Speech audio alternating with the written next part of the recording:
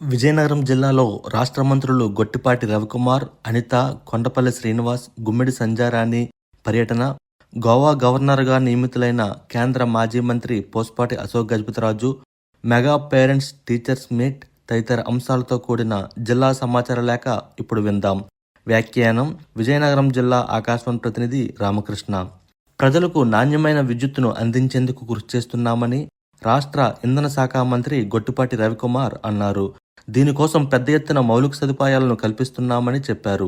జిల్లాలోని డెంకాడ మండలం పెదతాడివాడ వద్ద 2.8 కోట్ల రూపాయల వ్యయంతో 33/11 kV విద్యుత్ ఉప కేంద్రం నిర్మాణానికి రాష్ట్ర ఎంఎస్ఎంఈ శాఖ మంత్రి కొండపల్లి శ్రీనివాస్తో కలిసి మంత్రి గొట్టిపాటి రవికుమార్ భూమి పూజ చేశారు.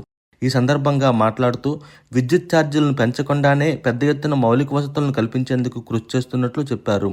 తమ ప్రభుత్వం ఏర్పడిన ఏడాది కాలంలోనే సుమారు 78,000 విద్యుత్ కనెక్షన్లను మంజూరు చేసినట్లు వివరించారు. ఈ ఏడాది జిల్లాలో ఇప్పటికే 6 సబ్స్టేషన్లు ప్రారంభించామని, మరో 3 నిర్మాణంలో ఉన్నాయని తెలిపారు. ప్రధానమంత్రి సూర్యఘర్ పథకం కింద దేశవ్యాప్తంగా 1 కోటి ఇళ్లకు సోలార్ విద్యుత్ కనెక్షన్ ఇవ్వాలని లక్ష్యం కాగా, వాటిలో 20 లక్షలను మన రాష్ట్రానికే కేటాయించడం గర్వకారణమని తెలిపారు. రాష్ట్ర ప్రభుత్వం సంక్షేమ అభివృద్ధి కార్యక్రమాలకు సమప్రాధాన్యం ఇస్తోందని రాష్ట్ర చిన్న మధ్యతరహా పరిశ్రమలు, గ్రామీణ పేదరిక నిర్మూలన సంస్థ, ఎన్ఆర్ఐ సాధికారత సంబంధాల శాఖల మంత్రి కొండపల్లి శ్రీనివాస్ తెలిపారు.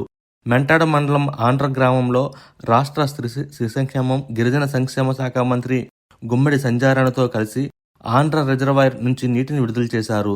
ఈ సందర్భంగా ఆయన మాట్లాడుతూ వ్యవసాయం అభివృద్ధికి, సాగునీటికి అధిక ప్రాధాన్యత ఇస్తూ ప్రభుత్వం ప్రాజెక్టుల నిర్మాణం చేపడుతున్నట్లు తెలిపారు. ఆంధ్ర జలాశయాన్ని పర్యాటకంగా అభివృద్ధి చేసేందుకు ప్రణాళిక సిద్ధం చేయాలని అధికారులను ఆదేశించారు.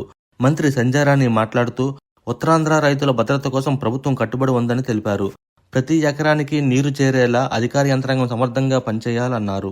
గోవా గవర్నర్గా విజయనగరం జిల్లాకు చెందిన టీడీపీ సీనియర్ నేత, కేంద్ర మాజీ మంత్రి పోస్పాటి అశోక్ గజపతిరాజు నియమితులయ్యారు. విజయనగరం సంస్థానాధీశులు పోస్పాటి రాజవంశానికి చెందిన అశోక్ గజపతిరాజుకు గవర్నర్ పదవి రావడంపై పలువురు ప్రముఖులు, జిల్లా ప్రజలు హర్షం వ్యక్తం చేశారు. సుదీర్ఘ రాజకీయ జీవితంలో నీతి, నిజాయితీలకు మారుపేరుగా, విలువల రాజకీయాలకు చిరునామాగా అశోక్ నిలిచారని రాష్ట్ర హోంమంత్రి వంగలపూడి అనిత, మంత్రులు కొండపల్లి శ్రీనివాస్, గుమ్మిడి సంధ్యారాణి తదితరులు కొనియాడారు. ఆయనను కలిసి అభినందనలు తెలియజేశారు. గోవా రాజ్భవన్లో జరిగిన అశోక్ ప్రమాణ స్వీకార కార్యక్రమానికి జిల్లా నుంచి పలువురు తరలి వెళ్లారు. ప్రస్తుత పోటీ ప్రపంచంలో నిలబడి తట్టుకునేలా విద్యార్థులకు ప్రభుత్వం అన్ని విధాలా తోడ్పాటును అందిస్తుందని, వాటిని అందిపుచ్చుకొని భవిష్యత్తును సక్రమంగా మలుచుకోవాలని కలెక్టర్ బిఆర్ అంబేద్కర్ అన్నారు. జామి మండలం కుమరం కేజీబీవీలో మెగా పేరెంట్స్ టీచర్స్ మీట్ను ఘనంగా నిర్వహించారు. ముఖ్య అతిథిగా పాల్గొన్న కలెక్టర్ మాట్లాడుతూ విద్యార్థులు ఒక లక్ష్యాన్ని ఏర్పరచుకొని సాధించే వరకు కష్టపడాలని పిలుపునిచ్చారు.